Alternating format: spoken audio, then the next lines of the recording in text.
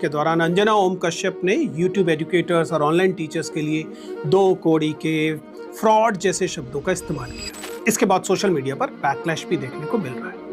आखिर एक पत्रकार को शिक्षकों पर ऐसी बेहूदी भाषा में हमला करने की जरूरत क्यों पड़ी? अंजना ओम कश्यप स्वतंत्र पत्रकारों से, रवीश से, अजीत अंजुम जी से आहत है। समझ में आता है कि सार्वजनिक साख के कम होने से उनका विचलित होना हो रहा है, लेकिन टीचर्स से क्यों? स्वाभाविक है कि नीट को लेकर, एनटीए को लेकर, सीबीएसई के मामले को लेकर सरकार से या सत्ता से सवाल पूछने का काम स्वतंत्र पत्रकार ही नहीं कर रहे थे, बल्कि वे टीचर्स भी कर रहे थे जो अपने स्टूडेंट्स के साथ इन मामलों में आकर खड़े हो गए। अब ये चूंकि अटेंशन इकॉनमी है और शिक्षकों के पास भी थोड़ी बहुत अटेंशन आ गई है, इस बात ने अंजना जैसे पत्रकारों को खुद के लगातार इर्रेलेवेंट होने, अप्रासंगिक होने का एहसास करा और इसीलिए वो तमाम गरिमा और भाषा भूलकर विफर गई। कोचिंग और यूट्यूब में शिक्षा का कारण नहीं इतने स्वीकार्य और सम्माननीय बन गए, बल्कि यह उस पूरी औपचारिक शिक्षा व्यवस्था तंत्र यानी कि प्रशासन की ही नाकामी से उपजे हैं, जिनका इसी प्रशासन का काम था कि युवाओं का मार्गदर्शन किया जाए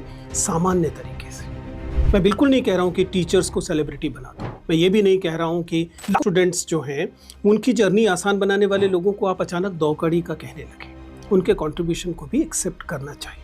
बहुत विनम्रता से अंजना और उन जैसे पत्रकारों से बस यही कहना है कि ना सही खान सर, अभिनव या कोई और शिक्षक, लेकिन अपने ही उन शिक्षकों को तो याद कीजिए जिन्होंने कभी आपको पत्रकारिता का ककहरा सिखाया होगा। क्या जिस किस्म की पत्रकारिता आप कर रही हैं उसके साथ आप अपने इन शिक्षकों की आंखों में आंख डालकर देख भी सकती हैं? या फिर उन शिक्षकों को भी 2 कौड़ी का मानकर आप इनसे कोई सरोकार नहीं रखना चाहिए? आखिरी बात, स्कूल के शिक्षकों को आपने पशुगणना में लगा दिया, घर गणना में लगा दिया, भूसा इकट्ठा करने में लगा दिया, और कॉलेज और विश्वविद्यालय के शिक्षकों को आपने अर्बन नक्सल कह दिया, एंटी नक्सल कह दिया, ऑनलाइन शिक्षकों को आपने 2 कौड़ी का मान लिया।